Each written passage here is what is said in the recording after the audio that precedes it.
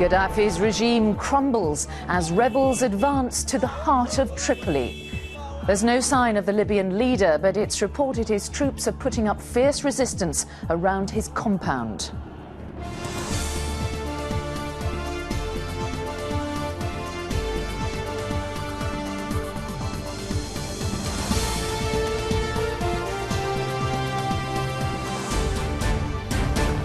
This is the ITV News with Mary Nightingale. Our correspondent was with the fighters as they reached Green Square, the symbol of Gaddafi's support. We'll have his eyewitness report and the latest live from Tripoli. News of the rebels' success sparked celebrations across Libya as Gaddafi's son Saif was captured. His regime is falling apart and is in full retreat. Gaddafi must stop fighting without conditions and clearly show that he has given up any claim to control Libya. Also this lunchtime, the breakthrough skin cancer treatment which helps the patient's body fight back. Good afternoon. A battle for Tripoli is raging this lunchtime as Colonel Gaddafi tries to hold on to power. It's been reported that most of the capital has fallen to the rebels, but groups of soldiers loyal to Gaddafi are fighting on. Here are the key developments so far today. At least two of Gaddafi's sons, Saif al-Islam and Mohammed, have been captured by the rebels. The whereabouts of Gaddafi himself is unknown, but heavy fighting has been reported around his compound. Speaking today, the Prime Minister, David Cameron, urged the dictator to stop the fighting and called for a swift handover of power. Well, we will be live in Tripoli with our correspondent in just a moment. But first, Emily Morgan has the story. Undeterred and unbeaten, rebel fighters roll into Tripoli. They'd waited 6 months for this, an advance into the Libyan capital to face down Gaddafi forces. And as they moved, columns of vehicles reportedly met little resistance. Throughout the night, jubilant crowds flocked to the symbolic Green Square. Once the scene of pro-Gaddafi rallies, it erupted to the sounds of celebratory gunfire and car horns. The rebels had arrived, and the endgame for the country's dictator looked to be in sight. Any hope that forces loyal to Colonel Gaddafi would melt away, though, swiftly receded. Heavy fighting is now reported at his compound, and his son Khamis is said to be leading forces into the centre of the city. One eyewitness injured last night says the situation is extremely volatile. There are snipers around on the roofs. One shot me. We're 26 floors up. I can look down and I see people on other buildings. So it's dangerous in that sense. But there's not a lot of people outside. In the rebel stronghold city of Benghazi, scenes of a different nature. Thousands crammed into the main square as news came through that the rebels had entered Tripoli. And in Misrata, the town where some of the fiercest fighting took place, there were similar celebrations.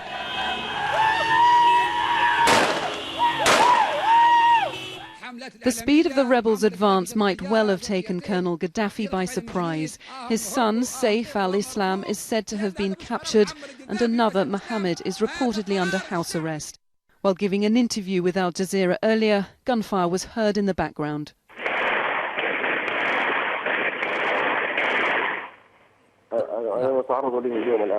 I'm being attacked right now.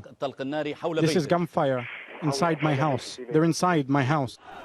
As for Gaddafi's whereabouts, they are still unknown. Last night he pleaded again with Libyans to defend their country. How long he can cling on in Libya is now a question few can answer. Key members of his government are said to be already fleeing over the border. The situation there is as unpredictable as it is precarious. Emily Morgan, ITV News.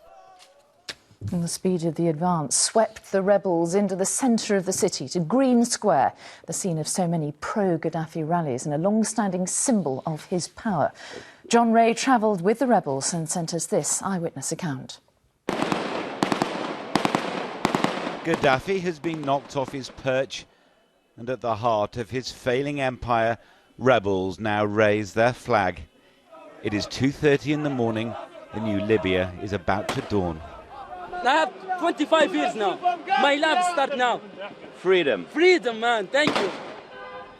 This is where Libya's uprising began 6 months ago, and this is where it has ended tonight. Tripoli's first taste of freedom for decades is intoxicating. It's a very great feeling.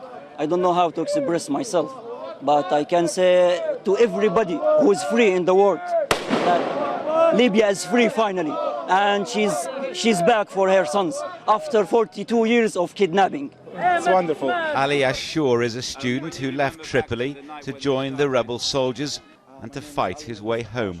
Do you know where Gaddafi is now? Do you care where he is now? I don't care where he is.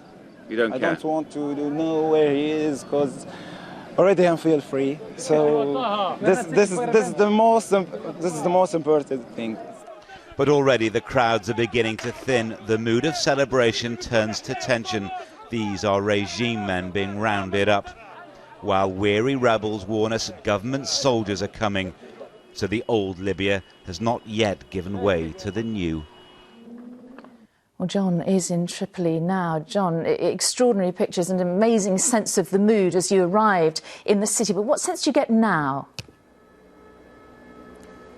Well, if you're asking me, forgive me, Mary, the line is bad, but if you're asking me to sort of talk about what happened when we arrived this morning, what was remarkable, as far as I could see, was the fact that the celebrations were quite subdued, quite low-key, and I think in part that was because many of the people here can't quite bring themselves to believe that Gaddafi is finished, and in part, as we've seen to be true, the fact that although the colonel may be almost consigned to history, his forces certainly are not. As we drove into this capital, we met checkpoint after checkpoint of local residents who were taking up arms, I think just to protect their own neighbourhoods. Everybody seemed to have a gun, and if they didn't have a gun, they had a big knife. They were all very welcoming to the Western media, who I think they think played a big part in what's been happening here.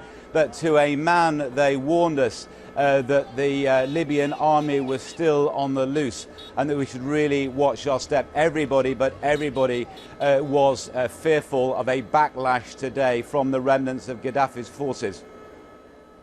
John, I know your movements are now restricted necessarily, but what sense do you get of the fighting that's happening right now?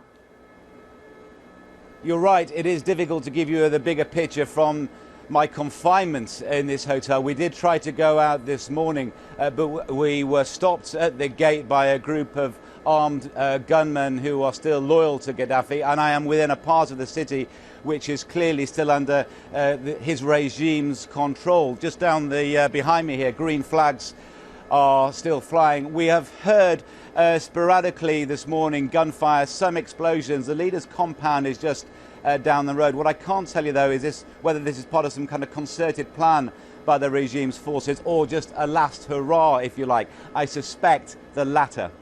All right, for the moment, John, thank you.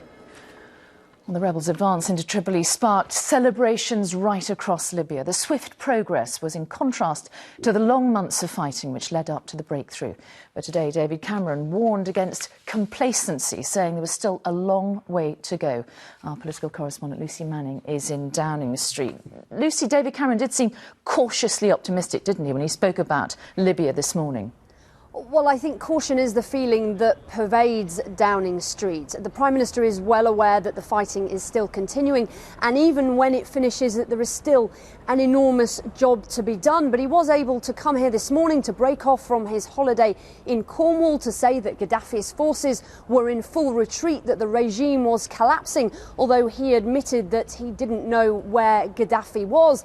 And I asked him whether this was, in essence, going to be mission accomplished. He certainly wouldn't go that far, saying that there was still a lot of work to be done, difficult days ahead, but there was still some optimism in his final words. This has not been our revolution, but we can be proud that we have played our part. There will undoubtedly be difficult days ahead. No transition is ever smooth or easy. But today, the Arab Spring is a step further away from oppression and dictatorship, and a step closer to freedom and democracy. Well, this has been Mr Cameron's first military action. He really led this, Britain, the UK, alongside the French. And I think there must be relief within Downing Street, given there was a lot of criticism over the last few months that this had reached a stalemate, that the cost was too high. It had been going on for so long that there is this breakthrough. But there is one word he didn't mention that certainly looms over all this, and that is Iraq. And that is why Britain is so keen to stress that what happens after this and being in touch with the Libyans to try and sort out the post-Gaddafi regime is really key to this being a proper success. OK, Lucia, Downing Street, thank you. Well, a short while ago, I spoke to the Defence Secretary, Liam Fox, and I began by asking him what was discussed at this morning's meeting of the National Security Council. Well, first of all, we were trying to get a feel for the situation on the ground. We know that most of Tripoli is under the control of the transitional authorities, but there still remain pockets of fighting. We know that a lot of those who were doing the fighting on the Gaddafi side were in fact mercenaries, and that it appears that a lot of the Libyan elements of the Gaddafi forces simply melted away. That may be a good sign in terms of the period ahead, but it's not over. And there remain difficulties for the transitional authorities, and there remains a difficult security position on the ground. As you said, it's by no means over, and we understand that there are forces loyal to Gaddafi that are even now fighting back. But how surprised has the government been by the speed with which the rebels have actually managed to make this latest advance? Well, it was always our hope that when the NTC forces were able to reach Tripoli, that there would be an uprising in Tripoli itself, and that many of those who were previously loyal to Gaddafi would simply refuse to fight for him. That seems to have happened, so that's been at the more optimistic end of our expectations on that. But having said that, there still remains some resistance internally, and there remain threats to those forces. And of course NATO will continue its overwatch now, and while we will not be conducting the sort of bombing campaign we've done in recent times, we will respond to any threats to the civilian population or to NATO itself. How important has NATO's support been to this advance? I think that NATO can be very proud of the role it has played. It was very quick to set up command and control, and there has been a great deal of cooperation inside NATO.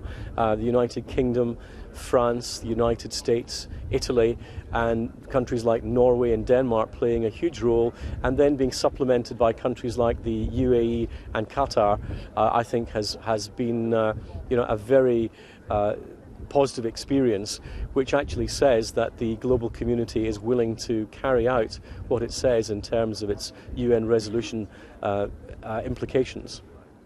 Do you have any indication of where Gaddafi himself is at the moment?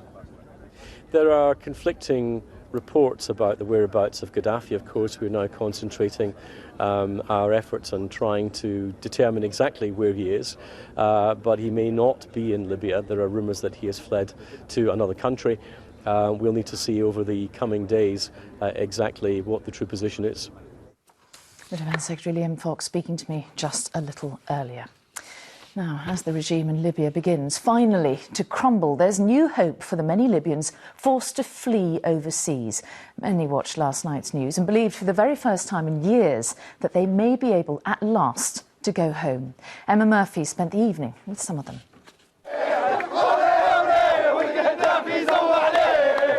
For so long, they have hardly dared hope. But now Libyans who have been forced to make their homes outside their homeland are starting to believe that finally change is coming.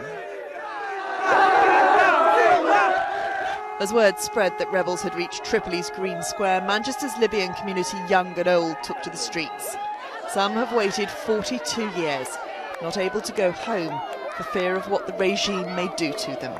It's been about 20 years for me. I didn't go back to Libya. Well, time for me to go back and my family, to take my kids as well.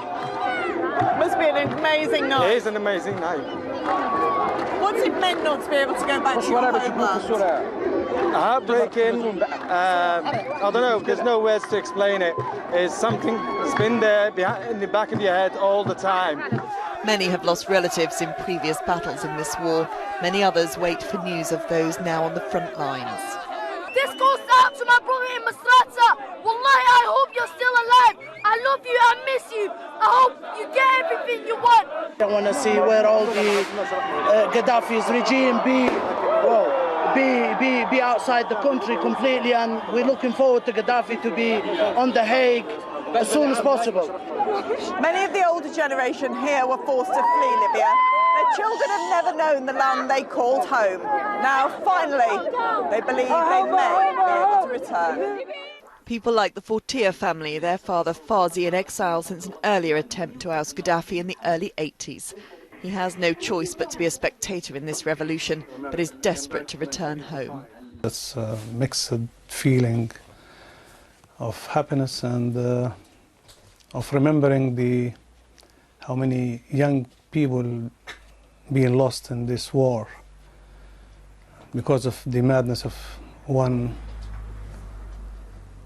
Can call him a creature, really. He's not a human. He's a criminal, and more than a criminal. It's been 42 years of suffering and torturing. There is undoubted jubilation for many, but Muammar Gaddafi has wreaked revenge on his people before. Only his death or capture will make them believe that Libya really does have a new future. Emma Murphy, ITV News, Manchester. We're turning to other news now. The bodies of two women murdered on holiday in Turkey have been released to their families. A Turkish waiter, Recep Setin, is accused of murdering Marion Graham and Kathy Dinsmore at a holiday resort last week. The Syrian President Bashar al-Assad has dismissed calls from the West for him to step down. During an interview with state-run TV, he insisted his nation is in no danger of collapse and he will not tolerate outside interference. The United Nations says more than 2,000 civilians have been killed in the crackdown on protests. The Royal Air Force is to receive 14 new Chinook helicopters in a £1 billion contract. The deal by the Ministry of Defence and the American firm Boeing will bring the total force of the heavy lift choppers to 60. That's the biggest capability in Europe. And we could see fewer roadworks taking place in peak hours. A new lane rental scheme is being planned, where utility firms will be charged by councils for digging up streets during the busiest times. A drug which can extend the lives of patients suffering from a deadly form of skin cancer has been licensed for use in Europe. Doctors say Yervoy can mean extra months or indeed years of life for some patients. 2 regions in England have made the treatment available through the Cancer Drugs Fund. However, the cost may affect whether or not it comes into widespread use on the NHS. Our medical correspondent Sue Saville has more. When Richard Jackson was told he had advanced skin cancer, the greatest shock was to hear there was then no licensed treatment for it. But Richard was given a drug which had proved successful in trials. Now licensed as Yervoy, the first effective new treatment for malignant melanoma in 30 years. Quite soon, he and his wife noticed the skin lumps and lesions reduced. Now Richard's back at work. Within probably, I don't know, a week or 10 days of having the first cycle of treatment in that September, we noticed that the colour of the lesions had changed and we actually saw the size of them began to reduce. So even though it made me very, very poorly, to have something as exciting as that happen made me want to carry on and, you know, to sort of battle through those. Malignant melanoma, the deadliest form of skin cancer, is now the most common cancer in young adults. At least 5 people die from skin cancer in the UK every day. Each year there are 11,500 new cases of malignant melanoma. 2,500 will die from it this year alone. This melanoma expert in Cardiff says the new drug, Yervoy, tackles cancer in a new way. This drug uses the immune system to fight against the cancer. So unlike chemotherapy, which basically goes and kills cancer cells, this particular drug enhances or stimulates the body's own immune system to fight against the melanoma cells. The widower of Karen Clifford, who died from malignant melanoma, is heartened by the licensing of the new treatment. There is very little out there. This is why this advancement is very, very welcome. But as a course of the new drug could cost £75,000, it may be some time before more patients like Richard can get it. Sue Saville, ITV News. England's cricketers are struggling to bowl out India in the hunt for a series whitewash at the Oval. Indian batsman Sachin Tendulkar has reached 72 not out at lunch, 28 runs short of his 100th international 100. England needs 7 more wickets to complete a 4-0 series win. A reminder now of our main stories this lunchtime. Heavy fighting is taking place in Tripoli around the compound of Colonel Gaddafi after rebels seized control of much of the city yesterday. Here, David Cameron has said the Gaddafi regime is falling apart and in full retreat, and that the UK can be proud of the part it has played. And let's go back now to John in Tripoli for a final thought from there. John, the big question everyone's asking now, where is Gaddafi?